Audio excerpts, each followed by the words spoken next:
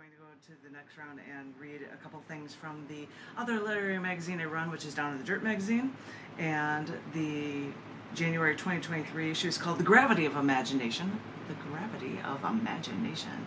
Dun dun dun. This is a really freaky looking guy. Sorry, statue. But anyway, all of these poems, and this usually means when I say this, also will be appearing in a section of the book Testament. However, it is appearing in section 2 of Testament because the first part is all about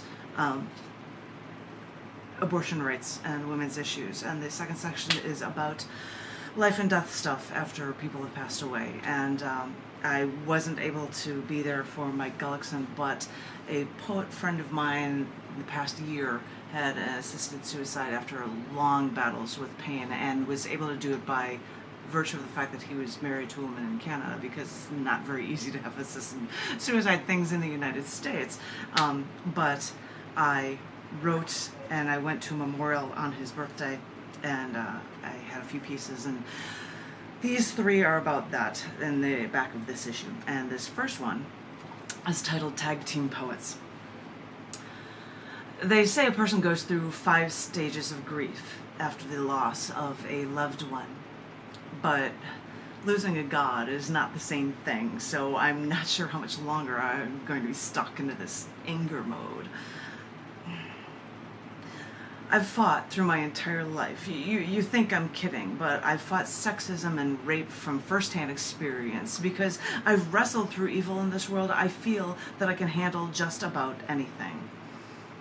It may tear me apart, but that's what we fighters do. We fight. We win. And after seeing my sun god up close and in person, and then after nearly losing my life, literally, that's when this sun god, the one who's supposed to give us light, well, I think he gave up on telling me his struggles, and instead knew what I wrestled through and offered me a matching wrestling belt. I doubt it matched what luscious Leslie Love wore in his wrestling days, but you don't question these things when a god hands you a wrestling belt and say that he knows your pain. But back in the day, but before I discovered that he was a god, he came to me as a poet. And that's the important part. Because when this wrestler, when this sun god gave me this wrestling belt, he said, very specifically, he said that we are now tag team poets. Like we were poets, taking turns, sharing our pain, then letting the other come in to carry the load so we don't feel like we have to battle the world alone.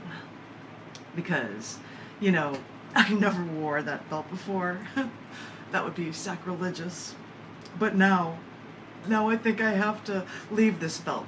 Maybe keep it behind my desk where I'm always working, looking for inspiration. I'm not a religious person. I've often relied on my mind because we poets don't have much else. But what I can tell you is that we can all be tired of our heart breaking with the pain and the anger and the loss. And as I said, I still don't know how much longer I'll be stuck in this anger phase. But anger is one of those things that's supposed to make us right, to make us poets thrive, to help us make sense of the world to the world. But the survival instinct in each and every one of us, even us poets, and even, I thought, for the gods, is supposed to make you fight against the odds, against all odds. So I have to wonder, not knowing what a sun god goes through, what kind of pain a sun god must suffer through to decide when enough is enough. So maybe this is me bargaining the stage after anger to try, like Bill Clinton, to feel his pain, to be too depressed to make a difference before I accept my loss of my sun god. I suppose I can rationalize this all away, at least superficially. But as I said, us poets seem to strive and thrive on that anger. So maybe, as cruel as this sounds, maybe we have to always remain just a little angry, because life is always just a little unfair. But oddly enough, it's just one painful way to remind us that we're still alive. His name was C-Ra Curtis Raymond McGirt, and he always went by C-Ra, and the references for the sun god for him that flowed throughout all of this, but that was the explanation for that for you guys. Two other ones that are shorter ones that I will share. This one is titled Expression for Loss. This is supposed to be about, I don't know what this is supposed to be about when I'm at a loss for words. This is supposed to be about all of the pain that we have felt for far too many years, not being able to do a thing about it. So the poet crafts something pithy, thinking it makes a difference. And it does to some, but in the long run, what difference does it make? Working arduously, we craft these words, we struggle, and we treat these words, we treat these poems like they are our children. Words. But words at moments like these, they don't make a goddamn difference. This is supposed to be about how a poet understands. And this is supposed to be about how a poet puts all of the pieces together with just the right words.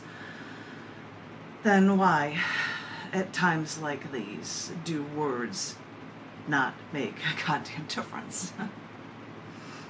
For what happens when the poets, the tailors of what is all good and true, decide that they can't take it anymore?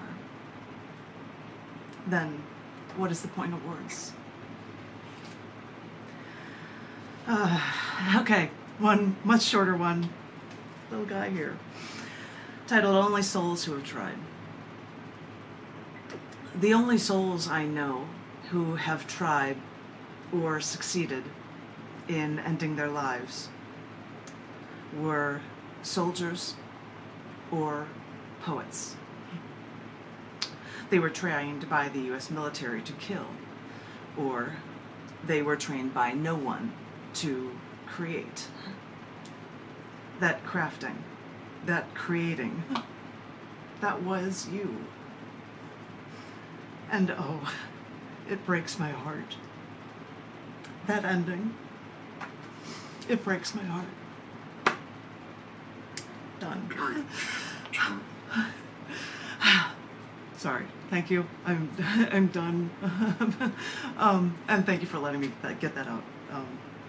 It was strange to drive a couple days on his birthday to read these things to his family and friends and poets that all got together once for him, but got that out. I am done with that round, and I'd love to hear what people would like to share with us next. And I have no idea what it's going to be, but I'm calling on John, and after Zoom host John would read, Susan will follow. So John, if you are ready, you can take it away.